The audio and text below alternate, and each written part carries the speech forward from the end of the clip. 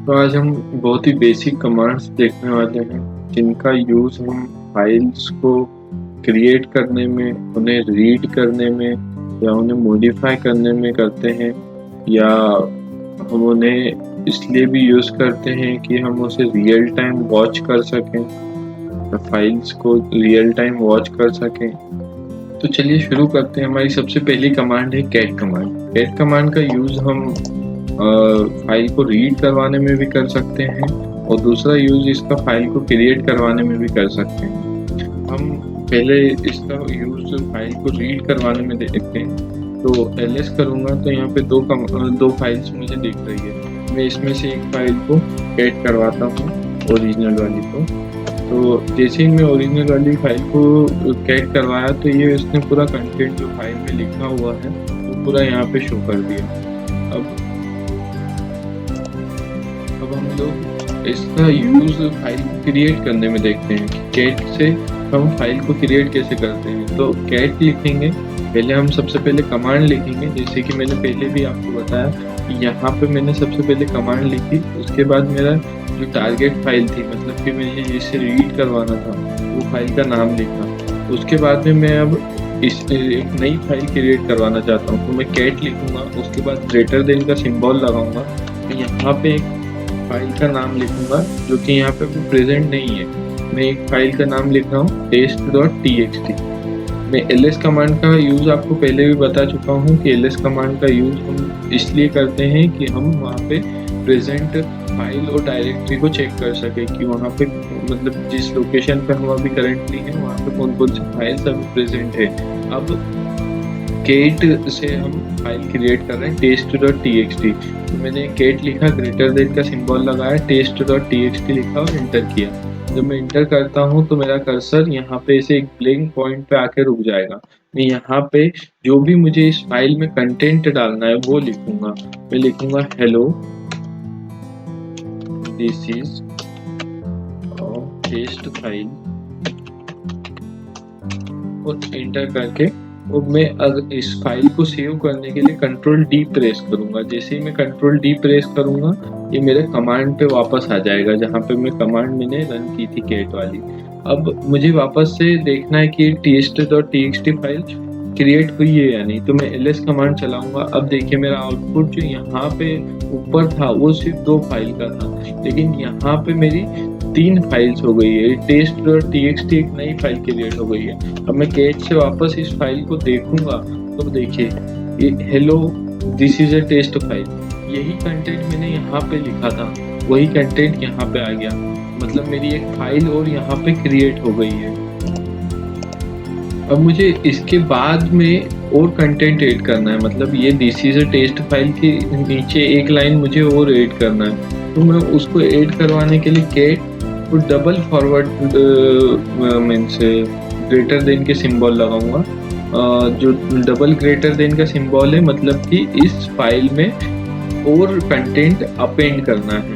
तो मैं test.txt करूँगा। जैसे ही मैं ये इंटर करूँगा तो वापस मेरा कर्सर एक ब्लैंक स्पॉट पे आ जाएगा। मैं नई लाइन लिखता हूँ कि this is a new line. अब मैं जैसे ही इंटर करके कंट्रोल डी प्रेस करूँगा तो मेरा कर्सर वापस बाहर आ गया है, कमांड एग्जीक्यूशन हट गया है। तो अब मैं वापस से इस फाइल को कैट करवा रहा हूँ, कैट test.txt। अब आप देखिए यहाँ पे एक नई लाइन और ऐड हो गई है।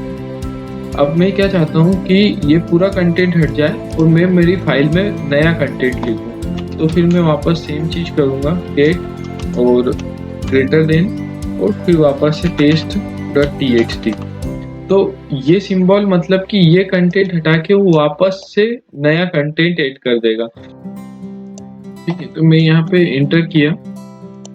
जैसे ही मैं इंटर करूंगा तो मेरा कर्सर वापस ब्लैंक स्पॉट पे आ गया है।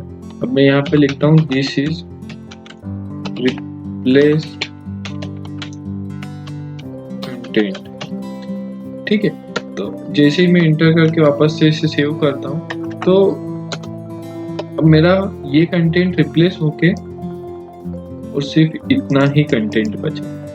मतलब कैट कमांड का यूज हम फाइल को क्रिएट करने में, कंटेंट ऐड करवाने में, कंटेंट रिप्लेस करवाने में और फाइल को इन करने में, मतलब फाइल के कंटेंट को देखने के लिए हम कैट कमांड का यूज़ कर सकते हैं।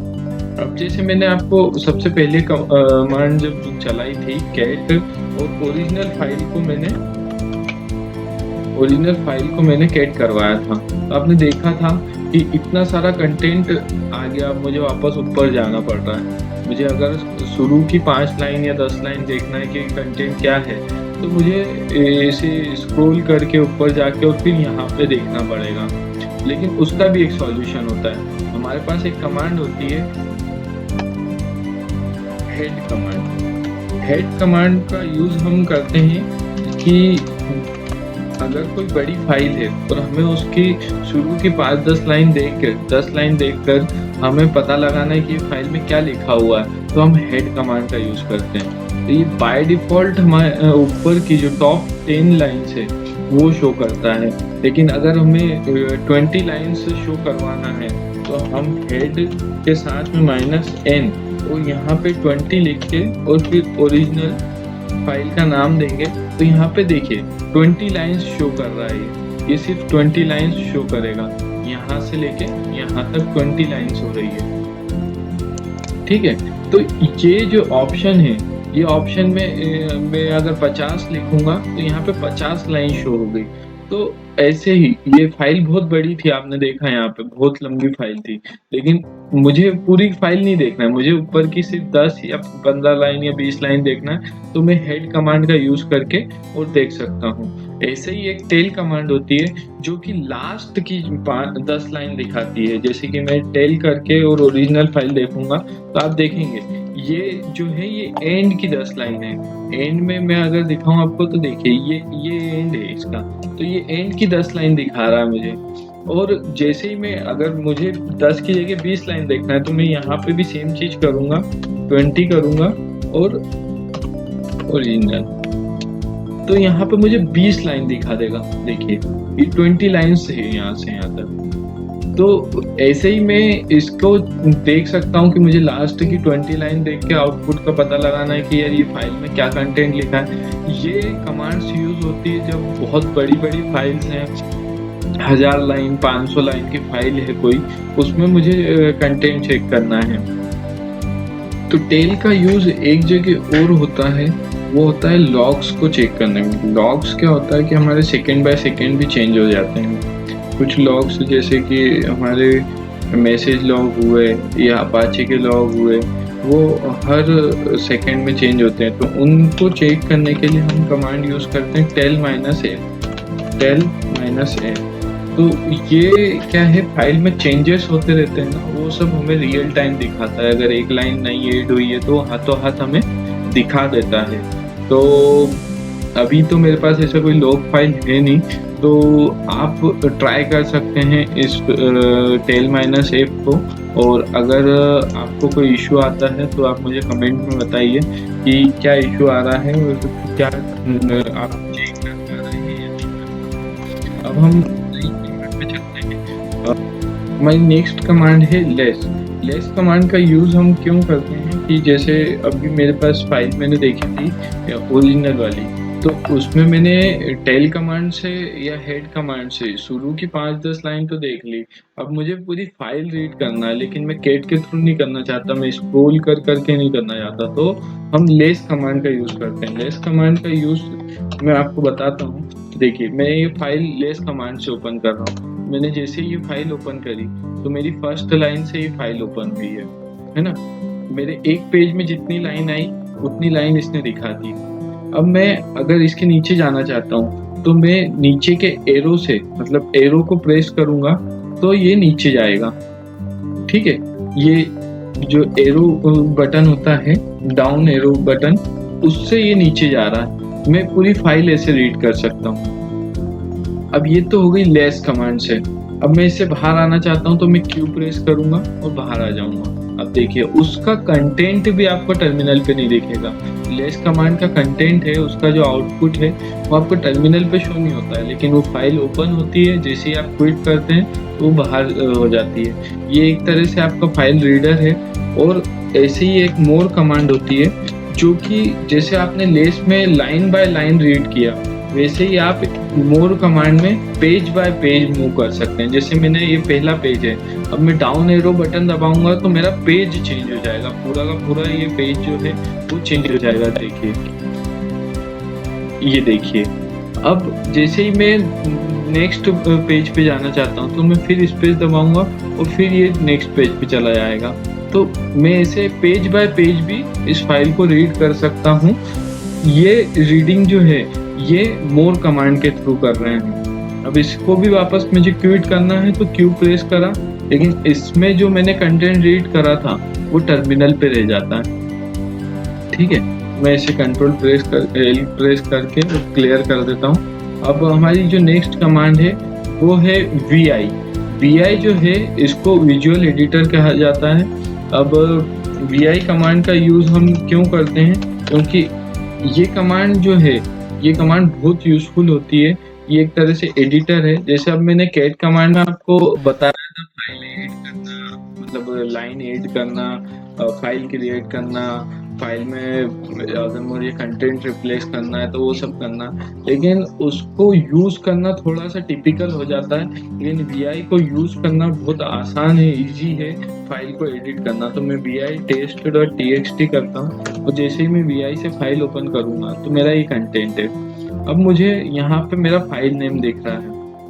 अब मुझे इस फाइल में कुछ लिखना है तो मुझे सबसे पहले I प्रेस करना होगा। जैसे ही मैं I प्रेस करूंगा तो देखिए यहाँ पे इंसर्ट लिखा हुआ आ गया। तो ये जो इंसर्ट है ये मतलब है कि आप अब इस फाइल में जो भी लिखना चाहें वो लिख सकते हैं।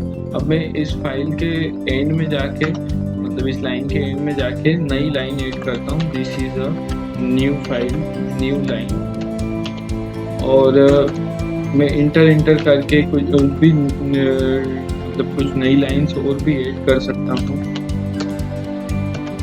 ठीक है, अब मुझे इस फाइल को सेव करना है। तो इस फाइल को सेव करने के लिए मुझे सबसे पहले एस्केप दबाना होगा, कॉलन दबाना होगा, और W और Q, मतलब W का मतलब राइट और Q का मतलब क्विट। अगर मैं W नहीं लिखूंगा, सिर्फ Q लिखूंगा तो ये फाइल सेव नहीं होगी, बिना सेव किए ही ये बाहर हो जाएगी। लेकिन मैं WQ करूंगा तो ये फाइल सेव होके क्विट होगी।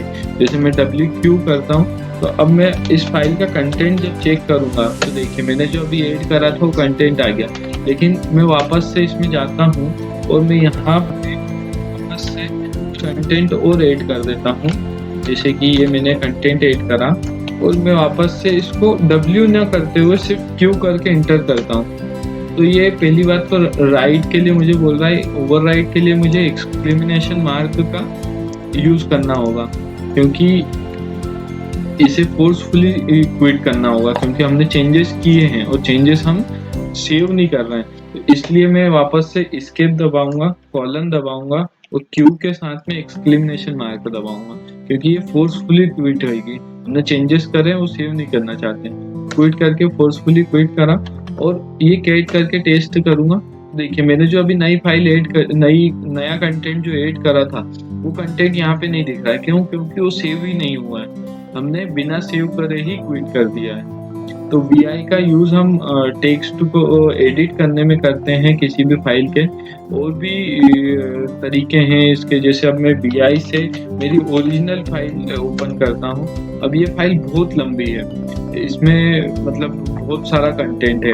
अब मैं ये 5WD वाली ये वाली जो लाइन है इसको मैं सर्च करना चाहता हूँ। अब मैं ऐसी जगह पे हूँ, बहुत ऊपर हूँ और मुझे डायरेक्ट 5WD पे जाना है, तो मैं फॉरवर्ड/ प्रेस करूंगा और 5WD लिखूंगा और जैसे ही मैं इंटर करूंगा तो जितना भी जगह 5WD मेरा लिखा होगा, 5WD, वहां पे ये कर्सर पहुंच जाएगा। जैसे ही मैं इंटर करूंगा मेरा कर्सर 5WD पे आ गया।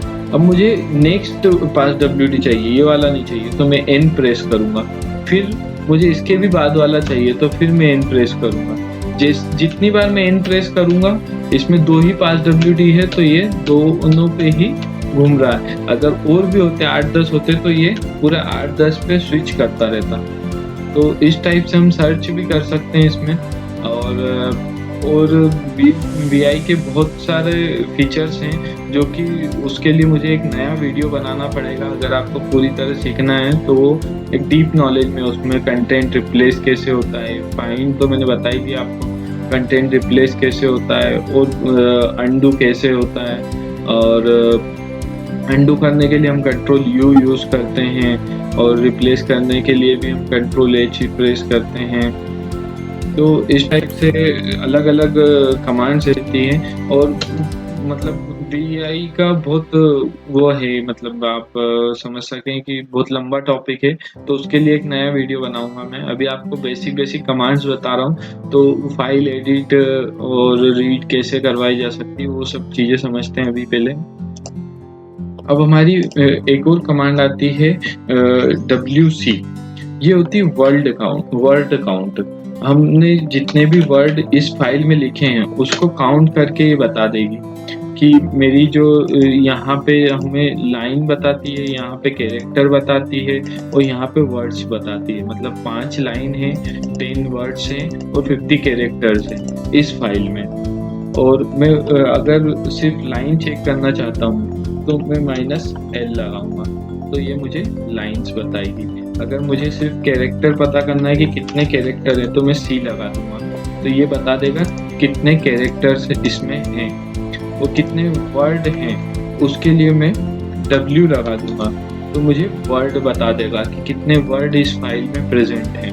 वैसे ही ये कितनी भी बड़ी फाइल में बता सकता है। जैसे मैं अगर ओरिजिनल वाली फाइल में देखूँ कितने वर्ड हैं तो 565 वर्ड्स हैं। तो लाइन अगर मैं चेक करूँगा तो इतनी लाइन्स इसमें प्रेजेंट हैं। तो अगर मुझे काउंटिंग देखना है कि कितनी बड़ी फाइल है, कितनी लाइन की फाइल है, तो मैं ये पता लगा सकता हूँ। जैसे ये ओरिजिनल वाली फाइल 221 लाइन्स की है, तो ऐसी बहुत बड़ी फाइल्स होती है जो कि हज़ारों लाइनों की होती है, तो उन्हें भी हम चेक कर सकते हैं। अब हमारी जो नेक्स्ट कमांड है वो है PWD। PWD कमांड का मतलब होता है प्रेजेंट वर्किंग डायरेक्टरी। हम किस डायरेक्टरी में अभी प्रेजेंट है। जैसे मैं अभी /root में हूँ, अब मैं /etc में जाता हूँ और फिर मैं PWD चलाऊँगा, तो ये बता देगा कि मैं /etc में हूँ। अगर मैं CD/var में गया और var के अंदर लॉग्स मैं यहाँ पे PWD चलाऊंगा तो ये पूरा पाथ बताएगा कि /var के अंदर लॉग में आप प्रेजेंट हैं अभी, और यहाँ पे अपनी डायरेक्टरी का नाम बताता है सिर्फ। तो हमें अब कई बार क्या होता है कि हम किसी डायरेक्टरी में हैं जिसका सिर्फ यहाँ पे नाम दिख रहा है, लेकिन हमें पूरा पाथ उसका कॉपी करना है या उसका पूरा पाथ चाहिए, तो हम PWD कमांड का यूज़ करते हैं। तो इसका यूज़ करके हम प्रेजेंट वर्किंग डायरेक्टरी को चेक कर सकते हैं। उसके बाद आती है CD कमांड। CD कमांड का यूज़ मतलब होता है चेंज डायरेक्टरी। मैंने आपको बताया अभी कि अभी यहाँ पे जो था, मैं अभी /root में था, फिर /etc में गया, /var से /log में गया, तो ये सब में गया CD कमांड के थ्रू। मैं CD कमांड का यूज़ सिर्फ डायरेक्टरी को चेंज करने के लिए ही कर सकता हूँ। जैसे कि मैं अभी यहाँ पे log कमांड में हूँ, अब मुझे /etc के अंदर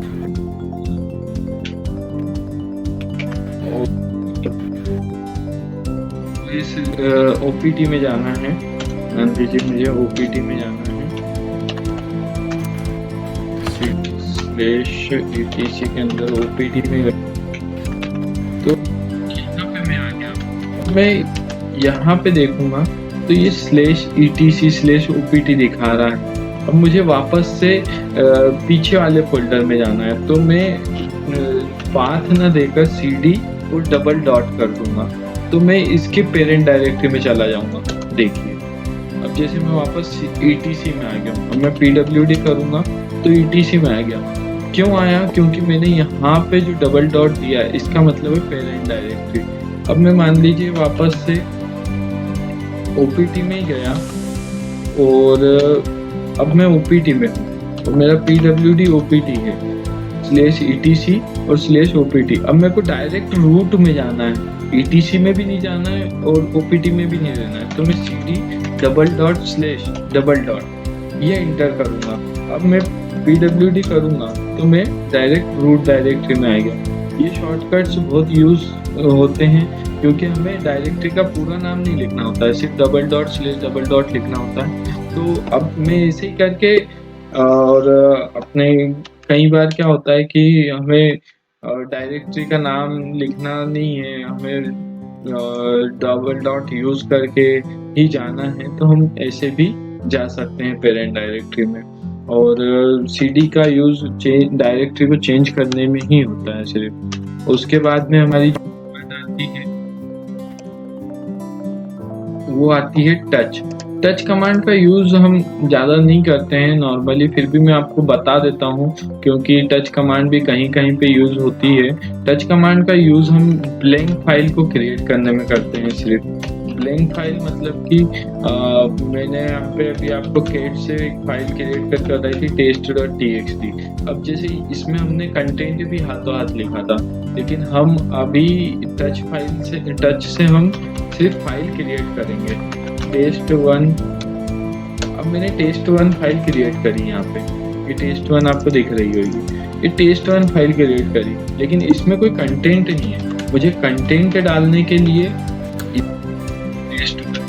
तो मुझे कंटेंट डालने के लिए इसको कैट से या विम से या वी से इनसे या नैनो से, ये सब कमांड्स फाइल को एडिट करने के लिए यूज होती है, तो इनसे मुझे इसमें कंटेंट डालना पड़ेगा।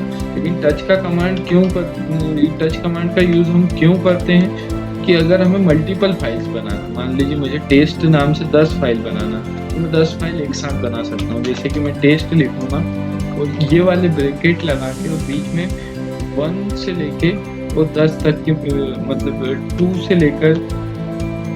से लेकर के मुझे 10 तक की फाइल्स बनाना है। तो मैं जैसे ही मैं यहाँ पे ls करूँगा तो मुझे देखिए यहाँ से test1 से लेके 10 तक की सभी फाइल्स बन गई। अब मुझे मल्टीपल फाइल्स बनाना है, इसलिए मैं इसका यूज करता हूँ। अब अभी तक हमने सीखा था कि हम फाइल्स कैसे क्रिएट करते हैं, अब हम सीखेंगे डायरेक्टरी कैसे क्रिएट करते हैं। अब जैसे मैंने टच से फाइल क्रिएट करना सिखाई, कैट से सिखाई, विम से सिखाई, लेकिन डायरेक्टरी को क्रिएट करने के लिए जो फोल्डर रहता है, फोल्डर क्रिएट करने के लिए हमारे पास एक ही कमांड होती है, वो होती है mkdir से हम डायरेक्टरी क्रिएट कर सकते हैं। जैसे मैं एक डायरेक्टरी क्रिएट कर रहा हूँ टेस्ट नाम से, अब मैं यहाँ पे ls करूँगा तो ये टेस्ट नाम से एक डायरेक्टरी बन गई। तो मैं इसे चेक करना हो कि इसके अंदर मैं जाना चाहता हूँ तो मैं cd करके टेस्ट के अंदर जा भी सकता हूँ। ls करूँगा तो यहाँ पे मुझे कुछ भी नहीं दिखेगा। देखिए मैंने टेस्ट नाम से डायरेक्टरी क्रिएट करी थी। अब मैं mkdir और सेम चीज मैं इसके साथ भी कर सकता हूँ कि मैं अगर 10 डायरेक्टरी क्रिएट करना चाहता हूँ तो मैं ये चीज कर 1 और .10। अब मैं जब ये लिख के एंटर करूंगा तो मैं ls करूंगा तो मेरी 10 डायरेक्टरी क्रिएट हो गई। तो mkdir में भी ये सेम चीज चलती है जैसे कि टच में चलती है, तो ये चीज हम कर सकते हैं। अब जैसे मेरी 10 ब्लैंक डायरेक्टरी क्रिएट हो गई है, अब मैं इसमें क्या करना चाहता हूँ कि मेरी डायरेक्टरी को रिमूव भी करना चाहता हूँ। तो रिमूव करने के लिए हमारे पास कमांड होती है rm। अगर rmdir में अगर यूज करूंगा तो मेरी test1 वाली डायरेक्टरी rmdir से मैं मेरी test1 वाली डायरेक्टरी को रिमूव करता हूँ, तो ये रिमूव हो गई। ये इसलिए हो गई क्योंकि ये ब्लैंक है, लेकिन अगर ये डायरेक्टरी ब्लैंक नहीं होती तो rmdir से ये रिमूव नहीं होती। जैसे कि मैं cd टेस्ट यहाँ पे एक फाइल क्रिएट करता हूँ टच से और test1 कर देता हूँ। अब मैंने यहाँ पे एक फाइल क्रिएट कर दी है और मैं वापस से पीछे जाके और मैं अब इसे rmdir से रिमूव करूँगा test2 को। तो जब मैं test2 को रिमूव करूँगा तो ये बता देगा कि failed to remove test2 directory not empty, मतलब ये डायरेक्टरी खाली नहीं है। मतलब ये कमांड से मैं सिर्फ खाली डायरेक्टरी को ही रिमूव कर सकता हूँ। भरी हुई डायरेक्टरी को, मतलब उसके अंदर अगर कुछ कंटेंट है तो मैं उसे रिमूव नहीं कर सकता हूँ। लेकिन अगर मुझे अब इसे रिमूव करना है तो मैं एक कमांड चलाऊंगा rm-r और test2। इस कमांड के थ्रू वो पूछेगा कि test2 को आप रिमूव करना चाहते हैं, तो अगर मैं यस करके इंटर करूंगा तो ये पूछेगा कि इसके अंदर एक फाइल और है, उसे रिमूव करना चाहते हैं, यस करूंगा, फिर इंटर करूंगा। फिर ये पूछेगा test2 भी रिमूव करना चाहते हैं जो कि डायरेक्टरी है, तो मैं बोलूंगा हाँ, तब जाके ये रिमूव होगी। test2 देखिए रिमूव हो गई। लेकिन इसका भी एक सॉल्यूशन है कि आपको बार बार ये चीजें लिखना ना पड़े वाई वाई वाई वाई। तो आप एक काम कर सकते हैं, rm-rf का यूज कर सकते हैं। लेकिन rf का यूज अगर आप करेंगे तो ये एक बार भी आपसे नहीं पूछेगा कि आप करना है नहीं करना है, क्या करना है, कुछ भी नहीं पूछेगा, ये डायरेक्ट डिलीट कर देगा। जैसे मैं अगर cd डॉट डॉट करके और जाता हूँ और यहाँ पे मेरी जो फाइल डायरेक्टरी थी टेस्ट वाली, ये वाली, इसके अंदर मैंने 10 डायरेक्टरी बनाई है। मेरी 10 डायरेक्टरी में कुछ भी कंटेंट हो कोई फर्क नहीं पड़ता। अगर मैंने rm-rf चला के और मैंने टेस्ट वाली डायरेक्टरी को रिमूव कर दिया तो ये यहाँ पे मुझे रिमूव हो गया है, पता भी नहीं चलेगा और वो पूछेगा भी नहीं कि आपने क्या रिमूव किया है क्या नहीं। तो ये कमांड बहुत रिस्की होती है। ये जो कमांड है ये बहुत रिस्की होती है, इसे बहुत केयरफुली चलाना होता है। जब मेरे रिकमेंडेशन ये रहेंगे कि जब भी आप ये कमांड यूज़ करें तो इसके बाद में डायरेक्टरी का पूरा पाथ दें। जो भी आपको डायरेक्टरी रिमूव करना है उसका पूरा पाथ दें। जैसे कि अगर मैंने /root के अंदर और टेस्ट नाम से कुछ रिमूव करना है तो पाथ, इस फाइल का पूरा पाथ दूं तो ही मैं रिमूव या rm-rf कमांड चलाऊं। उसके बिना ये कमांड नहीं चलाना है। और कभी भी अगर आप चला भी रहे हैं तो कंफर्म करें, वेरीफाई करें कि ये पाथ सही है या नहीं है। आप अगर टाइपो मिस्टेक करके और कुछ और लिख के, अगर मैं स्लैश पे अगर ये कमांड चला दूं, अगर सिर्फ स्लैश पे ये कमांड चला दूं या /boot पे ये कमांड चला दूं तो मेरा सिस्टम भी क्रैश हो सकता है। तो इस कमांड को बहुत केयरफुली चलाना, ये बहुत रिस्की कमांड है, इसलिए मैं सबसे ज़्यादा इम्पोर्टेंट मानता हूँ इस कमांड को एक्सप्लेन करना। इसलिए मैं आपको बता रहा हूँ कि ये कमांड को बहुत केयरफुली चलाना। इसके बाद हमारी एक कमांड आती है cp। cp होती है कॉपी करने के लिए। जैसे कि मेरी यहाँ पे 10 फाइल्स हैं, जो कि मतलब ये 10 फाइल्स हैं। अब मुझे इन सभी फाइलों को एक डायरेक्टरी में कॉपी करना है, जो कि मैं अभी डायरेक्टरी में टेस्ट करके, अब मुझे इसमें ये सारी टेस्ट से रिलेटेड फाइल्स को कॉपी करना। तो मैं cp करूँगा, टेस्ट मान लीजिए 2 को मुझे कॉपी करना है टेस्ट के अंदर। तो मैं cp test2 और टेस्ट के अंदर मैं कॉपी कर रहा हूँ। तो मैं cd के अंदर टेस्ट के अंदर देखिए test2 यहाँ पे कॉपी हो गई है। लेकिन मैं अब अगर पीछे वाले फोल्डर में जाके इसे चेक करूँगा तो ये यहाँ पे भी रहेगी, प्रेजेंट है। क्यों है? क्योंकि मैंने कॉपी किया है, इसे यहाँ से कट नहीं किया है। ठीक है, समझ रहे हैं? मतलब कॉपी करेंगे तो यहाँ पे भी रहेगी और वहाँ पे भी रहेगी। अगर मुझे इसे मूव करवाना है तो मैं mv का यूज करूँगा। mv कमांड होती है फाइल को मूव करवाने के लिए, फाइल और डायरेक्टरी दोनों के लिए काम करती है। अब जैसे मैं mv test4 ये 4 है, मैं इसे मूव करता हूँ टेस्ट वाली डायरेक्टरी टेस्ट के अंदर। ठीक है, मैंने अभी इसे मूव कर दिया। अब मैं यहाँ पे ls करूंगा तो यहाँ पे test4 नहीं है। क्यों नहीं है? क्योंकि वो यहाँ पे मूव हो गई है, यहाँ पे मूव हो गई है, कॉपी नहीं हुई है, मूव हो गई है। मूव क्यों हो गई है? क्योंकि हमने mv कमांड के थ्रू से मूव किया है। तो ये cp कमांड का यूज होता है इस कॉपी करने के लिए और mv कमांड का यूज होता है मूव करने के लिए। अब mv कमांड में हमें कभी भी कोई दिक्कत नहीं आती है क्योंकि मूव होता है। लेकिन cp कमांड में हमें कई बार ऐसी प्रॉब्लम आती है कि जैसे मैंने अब ये जो डायरेक्टरी, इसमें ऑलरेडी कुछ डायरेक्टरी बनी हुई है। जैसे कि मैं एक और यहाँ पे एक डायरेक्टरी और क्रिएट कर देता हूँ, mkdir test1 और test2 like that, already present है। तो मैं यहाँ पे एक डायरेक्टरी बनाई मैंने, okay, file exist, okay, test3, इस टाइप से मैंने 2 डायरेक्टरी बना दी है, 2 फाइल बना दी है।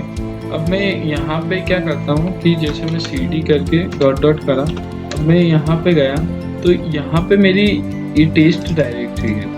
अब ये टेस्ट डायरेक्टरी को मुझे कॉपी करवाना है, पूरी डायरेक्टरी को कॉपी करवाना है। तो मैं cp टेस्ट मेरे स्लैश होम के टेक पे चर्चा में, तो ये मना कर देगा। क्यों मना कर देगा? क्योंकि मुझे इसके अंदर भी और डायरेक्टरीज हैं, उसे कॉपी करना है या नहीं, ये इसलिए कॉपी डिनाई कर रहा है कि आप अंदर की चीज़ों को भी कॉपी करवाना चाहते हैं, नहीं करवाना चाहते। अगर आप कॉपी करवाना चाहते हैं तो -r यूज़ करें। तो जब मैं cp -r यूज़ करूँगा तो ये जो टेस्ट वाला डायरेक्टरी है ये पूरा उसमें कॉपी हो जाएगा। जैसे ये देखिए, मैं ls करूँगा तो यहाँ पे मेरा टेस्ट यहाँ पे भी है, और मैं अब अगर cd होम के अंदर टेक पे चर्चा में और यहाँ पे जाऊँगा तो यहाँ पे ls करूँगा तो यहाँ पे भी वो डायरेक्टरी आ रही है। सेम टेस्ट डायरेक्टरी यहाँ पे भी है, इसी में ये 4 मैंने बनाई थी, 2 फाइल 2 डायरेक्टरी, वो भी यहाँ पे प्रेजेंट है। तो मैंने इसे कॉपी किया। अब मैं सेम चीज यहाँ पे वापस से rm करता हूँ,